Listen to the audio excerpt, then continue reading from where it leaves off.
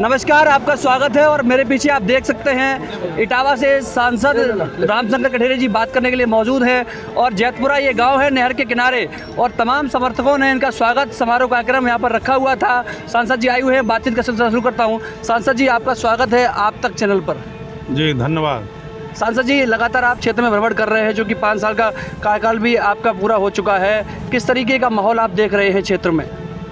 देखिए, प्रधानमंत्री मोदी जी का जो 10 साल का कार्यकाल है, जिस 10 साल में प्रधानमंत्री मोदी जी ने हिंदुस्तान का पूरे दुनिया में जो डंका बजाया है मान सम्मान का, उसका चुनाव है।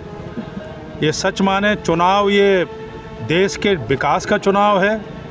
और उससे भी सच ये है कि हर गांव में मोदी जी ने गांव गरीब किसान मजदूर के लिए जो कल्याण के लिए योजनाएं चलाई हैं, उनका जो सीधा लाभ मिला है, उनका ये चुनाव है। चुनाव सच माने में जो पुराने पहले सरकारों में जो गुंडई थी, गुंडई मुक्त ये जो है शासन का चुनाव है, सुशासन का चुनाव है। भ्रष्टाचार मुक्त ये प्रदेश और देश बने, उसका ये चुनाव है। और सच माने ये चुनाव चाहे जम्मू कश्मीर की समस्या हो, चाहे भगवान राम के मंदिर की समस्या हो, इनके समाधान का चुनाव है। और सच माने तो ये चुनाव आम हिंदुस्तानियों का ये चुनाव है, हिंदुत्व का चुनाव है, राष्ट्रत्व का चुनाव है। और मैं कहूँगा कि सीधा प्रधानमंत्री मोदी तीसरी बार बने, इसका ये चुनाव है। भाजपा नरेंद्र मोदी जी रुक जाइए। नरेंद्र मोदी जी कह रहे हैं 400 पार, पूरी भाजपा कह रही है 400 पार। वहीं दूसरी तरफ समाजवादी पार्टी के मुखिया कह रहे हैं 400 हार। इस पर आप क्या कहेंगे? देखिए, हिंदुस्तान की जनता ने मूड बना लिया है। ये मैं कह सकता हूँ कि पहली बार हिंदुस्तान के लोकतंत्र की खूबसूरती देखने को गांव-गांव मिल रही है। जिसने क्षेत्रीय दलों को नकारा है, जिसने जातिवाद से उठ करके विकासवाद पर और राष्ट्रवाद पर चुनाव जनता देने के मूड में है। और इसलिए मैं कह सकता हूं कि जो लीगीवाद था, वो लीगीवाद समाप्त हो रहा है और राष्ट्रवाद का उदय हो रहा है। और ये हर वोटर के मन में हो रहा है, हर वोटर के मन में हो रहा है। और ये वोटर जान चुका है कि हमारा अधिकार क्या है।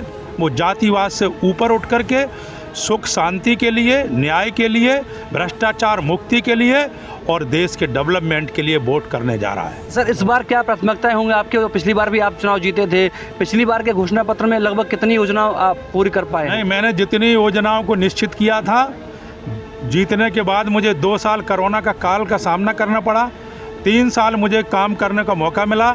जो इस लोकसभा में बड़ी बड़ी समस्याएँ थीं, चाहे वो पचनत की समस्या हो, चाहे चम्बल के पुल की समस्या हो, चाहे जो है चम्बल के पुल हो, चाहे यमुना का पुल हो, चाहे बैमई का पुल हो, चाहे अमराट परियोजना हो, चाहे रामनगर फाटक हो, चाहे इटावा से जो है मैनपुरी का रोड हो, चाहे इटावा से फरकाबाद का चौड़ीगढ़ का रोड हो, चाहे भीखेपुर से जुईका का रोड हो, ऐसे तमाम जो समस्याएं थी मैंने गिन करके समाधान किया है।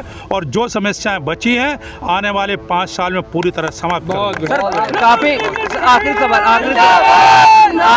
आखिरी सवाल सर मेरा आपसे यही है कि काफ़ी संख्या में कहा जा रहा है कि यादव समाज पार्टी ज्वाइन कर रहा है लगातार। क्या सर मामला है? क्या वाकई में संख्या कितनी बड़ी है? कितने लोग अभी तक शामिल हुए हैं? मैं आपको सच्चाई बता रहा हूँ कि मुलायम सिंह नेताजी बड़े नेता थे, उनको सर्व समाज का वोट मिलता था। लेकिन नेताजी के जाने के बाद उनका बेटा 10% भी कुछ संभाल नहीं पाया। राजनीतिक समझदारी नहीं है, राजनीतिक सूझबूझ नहीं है, बचपना है। अभी तक जितने यादवों के टिकट मिले हैं उत्तर प्रदेश में, केवल सैफई वालों को मिले हैं। इसलिए यादवों में रिएक्शन है। यादव आजमगढ़ का कह रहा है कि हम यादव नहीं है। और अभी तक 70 प्रधान यादव आ चुके हैं। चुनाव के 40 दिन हैं। इन 40 दिनों में मुझे लगता है कि 80% प्रधान बीजेपी के साथ खड़े होंगे। नंबर 1। नंबर 2, उनके घर में कलह है। कब कौन आ जाए, जो चुनाव लड़ रहे हैं वो भी परेशान हैं। कब कौन बीजेपी से घोषणा हो जाए, ये इसके लिए वो अंदर प्रयासरत हैं। बड़े बड़े सांसद, पूर्व सांसद और MLC MLA बीजेपी की लाइन में हैं। हम उनको लेने के लिए कह रहे प्रतीक्षा करो, जब हम समय दें तब आना। जितेंद्र दौरे को प्रत्याशी बनाया सपा ने और बसपा ने भी अपने प्रत्याशी उतार दिया सर, कैसे देख रहे हैं लड़ाई कितनी मजबूत कितनी कमज़ोर है? देखिए, लड़ाई हम राजनीति में कभी ये नहीं कहते कि वो है लड़ाई। जैसे अखिलेश जी लड़ रहे हैं एक सीट पर, वो मान रहे हैं कि 2 सीटों पर संघर्ष है, एक आध सीट पर वो लड़ रहे हैं। बसपा 0 के 0 है पूरे उत्तर प्रदेश में और देश भर में। ये निश्चित है कि अब की बार भारतीय जनता पार्टी 400 पार और ये इटावा लोकसभा 3 लाख पार। सर बहुत बहुत धन्यवाद आपका समय देने के लिए। Thank you। तो रामशंकर जी थे, उन्होंने बातचीत हमारे साथ की है, लगातार हमारे साथ जुड़ रही है। जैतपुरा का गाँव है, हम दिखाते रहेंगे। तब तक के लिए विदा लेता हूँ, नमस्कार।